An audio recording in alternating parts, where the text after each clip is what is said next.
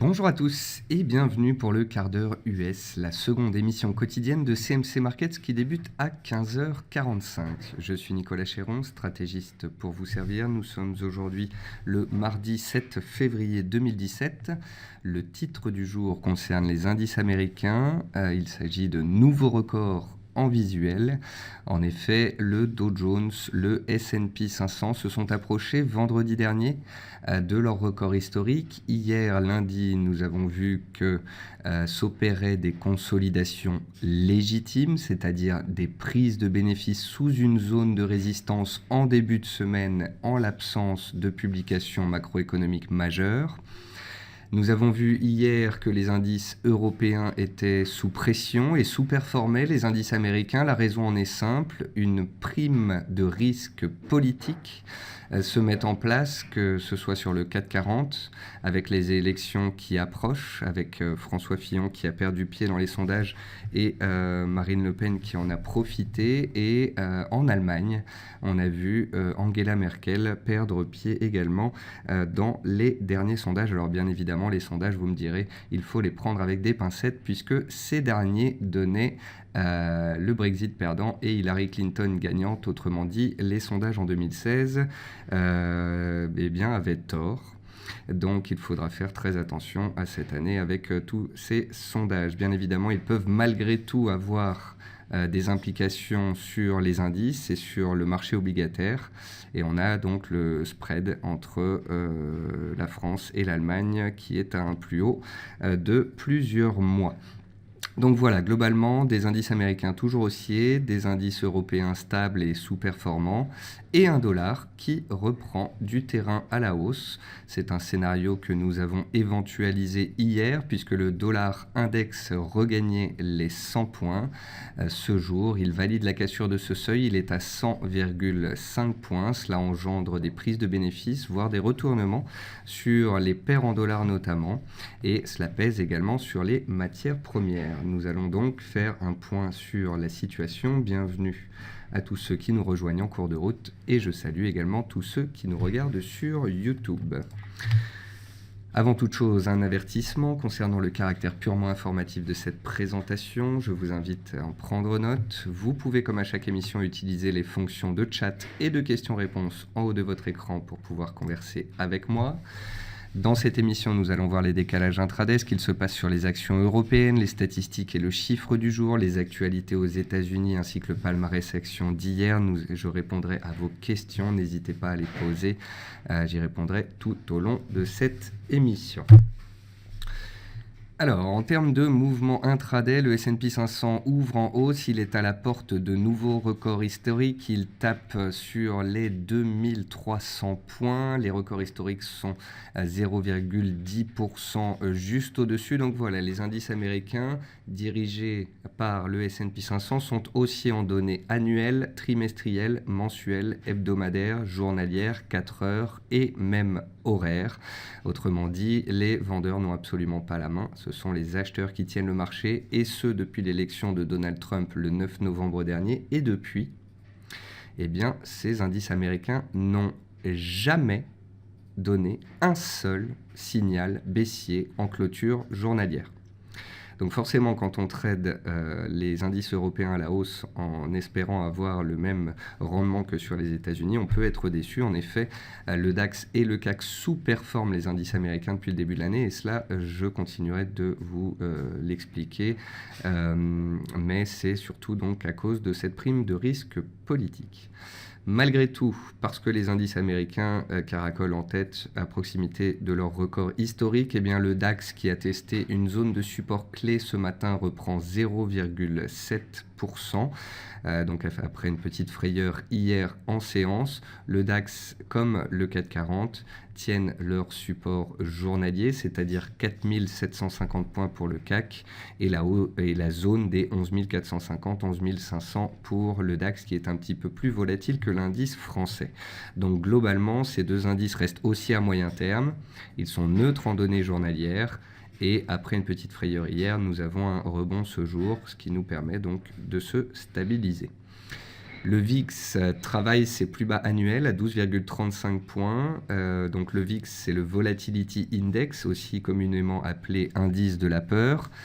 Si le VIX décale à la hausse, c'est qu'il y a plus de stress sur les marchés. Tant qu'il est extrêmement bas, eh bien, il est synonyme de complaisance, de confiance et donc généralement de hausse sur les marchés américain. Gardez bien en tête que le VIX mesure la volatilité du spread des options des actions du S&P 500. Il ne mesure en rien la volatilité en Europe. Concernant le pétrole WTI, nous avons vu hier, également ce matin, qu'on bloquait sous la zone des 54 $. Ce sont les plus hauts annuels. Pour pouvoir dépasser ce seuil, eh bien, il faudrait soit d'éventuelles spéculations en vue de plus de baisse de production de la part des pays producteurs, ou bien, pourquoi pas, des stocks en forte baisse, peut-être demain. En attendant, le WTI passe de sa résistance journalière des 54 $ à son support oblique. Si vous tracez une oblique qui passe par tous les plus bas des 2 derniers mois, eh bien, vous trouverez un support oblique dans la zone des 51, 51, 50. On s'approche de cette zone de prix qui sera clé pour la suite. Alors que les cours du pétrole consolident, le gaz naturel se reprend. En effet, depuis sa résistance des 3,5 $, le gaz naturel a perdu 16% ces 2 dernières semaines. Il est revenu combler un gap que l'on avait laissé ouvert le 28 novembre dernier. Il y a réagi positivement et il est dans les plus fortes hausses des matières premières ce jour. Un point bas, un creux, pourrait donc avoir été inscrit sur le gaz naturel sur un seuil psychologique mais aussi technique. Ensuite, concernant le dollar américain, donc on avait vu hier que le dollar, depuis à peu près 10 jours, était en train de travailler la zone des 99,4 points, 100 points. C'est une zone de 0,6 points, donc ça reste assez faible. C'est une zone que l'on a travaillée pendant plus d'une semaine. Elle correspond au plus bas de début décembre dernier. Les acheteurs s'y sont présentés, on a tenu les supports, on a rattaqué les 100 points hier, on a réussi à les passer ce jour, on est à 100,5 points. Le rebond prend donc forme. C'est un rebond qui permet de faire passer la tendance de baissière ces 5 dernières semaines à neutre. Néanmoins, on ne peut pas encore parler de retournement haussier de la part du dollar américain. Pour ce faire, il faudra casser plus de résistance. Pour l'instant, on passe de baissier à neutre. L'euro donc a chuté ces 2 dernières séances. Il est passé de 1,08 à 1,0670. Alors il y a plusieurs raisons à cela. D'une part, il y a Mario Draghi qui nous a expliqué lundi être prêt à augmenter le quantitative easing européen si l'inflation restait basse. Bien évidemment, Mario Draghi nous parle ici de l'inflation core, c'est-à-dire hors éléments volatiles comme l'énergie. Donc Mario Draghi pèse sur l'euro. Les risques de voir le Front National passer en France pèsent également sur l'euro, puisque hier JP Morgan a publié une note qui a été reprise par toute la presse selon laquelle l'euro pourrait perdre 10%. Donc si le Front National passait en France. Donc voilà, on devrait voir de plus en plus d'études à ce sujet. Souvenez-vous, on avait George Soros et certaines banques qui nous avaient parlé de 15 à 20% de dépréciation potentielle de la livre en cas de Brexit. C'est ce qui est arrivé. Donc voilà, on va avoir de plus en plus d'études sur les potentiels de baisse, de hausse des indices, des monnaies en cas de l'élection d'un ou d'autre parti. Bien évidemment, il faut prudence garder puisque jusqu'à la date de l'élection, l'indécision sera très grande. On a déjà vécu de nombreux rebondissements dans cette campagne. Donc voilà, l'euro est passé de 1,08 à 1,0670. Il travaille sa moyenne mobile exponentielle à 30 séances. C'est une moyenne mobile sur laquelle il a déjà pris appui ces derniers jours dans la montée, puisque ça fait à peu près 4-5 semaines qu'il est dans une tendance haussière. C'est une tendance haussière de court terme, mais ça reste un rebond technique dans une tendance baissière de moyen long terme. Et c'est pour cela qu'il faut faire attention donc à cette résistance des 1,08 qui nous a bloqué et qui pourrait engendrer une reprise baissière. Cette reprise baissière pourrait éventuellement avoir lieu si on accélérait sous les 1,0650, 1,0670 et cette fameuse moyenne mobile qui est en soutien. Enfin, sur les matières premières, ici agricoles, les cours du riz sont orientés à la baisse depuis plusieurs séances et ils approchent de leur plus bas de 2016. Nous avons un support mensuel à 9,10 cents testé en décembre dernier. À chaque fois que les cours du riz ces 6 derniers mois sont revenus sur cette zone de prix de long terme, nous en avons parlé. J'ai écrit plusieurs analyses à ce sujet. On a vu des rebonds de 5 à 10 à 15% se mettre en place. Donc voilà, je souhaitais simplement vous dire que je vais le mettre en surveillance plus on s'approchera de ce seuil clé. Côté meilleure et moins bonne performance de l'Eurostoxx 50, bien évidemment, ce sont les financières qui pèsent aujourd'hui. Et avec cette prépondérance en bancaire en France, eh bien, on retrouve beaucoup de Françaises dans les plus fortes baisses de l'Eurostoxx, notamment BNP, Société Générale et AXA. Alors pourquoi les financières bancaires françaises sont en chute aujourd'hui ?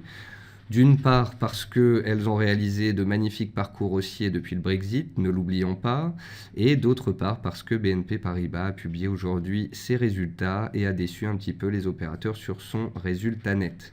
Donc voilà, BNP perd 4%, près de 4%, et pèse ainsi sur le secteur. Et puis dans les hausses, on retrouve des valeurs cette fois-ci espagnoles, italiennes, notamment de l'énergie. Et des dossiers défensifs. Côté statistique, peu de chiffres économiques cette semaine, que ce soit en Europe ou aux États-Unis, pas de chiffres majeurs. Aujourd'hui, donc à 14h30, nous avions les permis de construire au Canada qui sont ressortis en baisse de 6,6% contre des attentes en baisse de moins 3,5%. Donc cela pourrait peser sur la monnaie canadienne au cas où certains d'entre vous traderaient l'USD CAD. Le chiffre du jour, alors le chiffre du jour c'était plus pour vous parler de cette société, c'est 2, c'est le nombre de fois que le patron de Lidl a changé en 3 ans, Lidl qui gère plus de 10 000 magasins en Europe et qui mène actuellement une campagne de recrutement aux États-Unis où l'enseigne souhaite s'implanter d'ici la fin 2017 ou en 2018. Et puis enfin, côté entreprise, aux États-Unis, on a Baker Hughes qui a annoncé que le nombre de puits de pétrole en activité à travers le monde avait progressé de 146 unités en janvier par rapport à décembre où on avait 1918 unités. Donc Baker Hughes en fait publie le nombre de puits de pétrole en activité toutes les semaines. C'est généralement le vendredi après-midi et cela a un impact bien évidemment important sur les cours de l'or noir.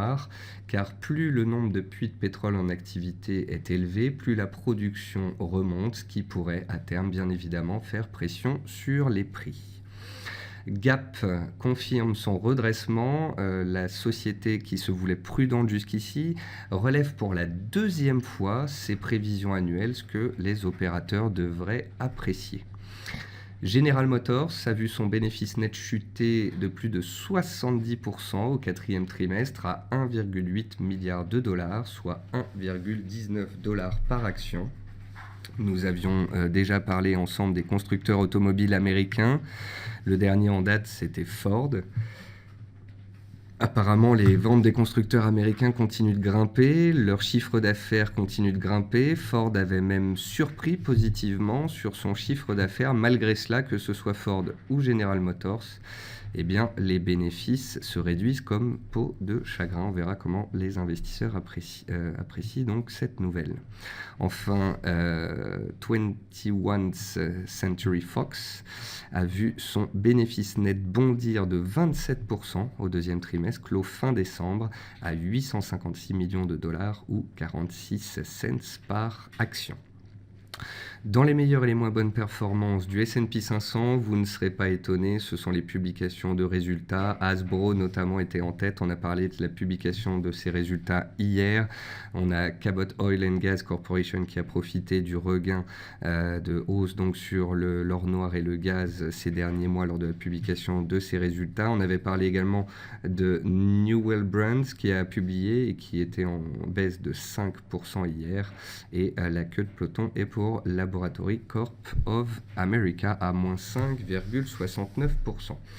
Globalement, hier, c'était une séance avec une faible volatilité. Vous pouvez voir que, mis à part les deux plus fortes hausses, plus 10 et plus 14, les actions n'évoluaient pas avec des hausses ou baisses de plus de 5%. Hier, c'était le début de la semaine, c'était une séance de consolidation, de respiration. Les opérateurs prennent le pouls par rapport aussi aux dernières directives, aux derniers souhaits de Donald Trump. D'ailleurs, on suivra ça dans les séances à venir par rapport à sa loi sur l'immigration et aussi la déréglementation du secteur bancaire.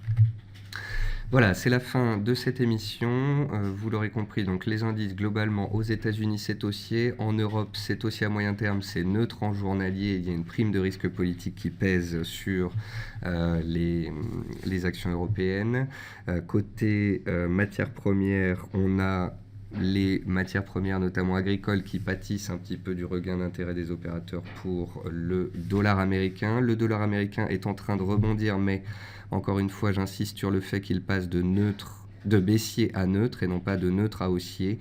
Il faudra pour ce faire qu'il concrétise son rebond et puis que ce soit potentiellement soutenu par de la macroéconomie. Nous verrons cela dans les séances à venir.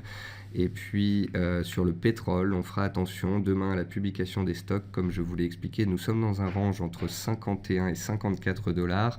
Une sortie de ce range serait significative. Si elle se faisait par le bas, elle pèserait bien évidemment sur les indices. Donc nous suivrons tout cela demain avec la publication des stocks de pétrole à 16h30. Voilà, c'est la fin de ce quart d'heure US. Je vous remercie d'avoir été présent pour cette émission. Je vous souhaite à tous une bonne fin de séance et j'espère vous retrouver demain matin à 10h pour la matinale. Enfin, je vous invite à aller consulter le nouveau site de CMC Market sur lequel vous pourrez retrouver toutes mes vidéos ainsi que les rendez-vous à venir concernant nos prochains webinaires spéciaux. Bonne fin de séance à tous et à très bientôt.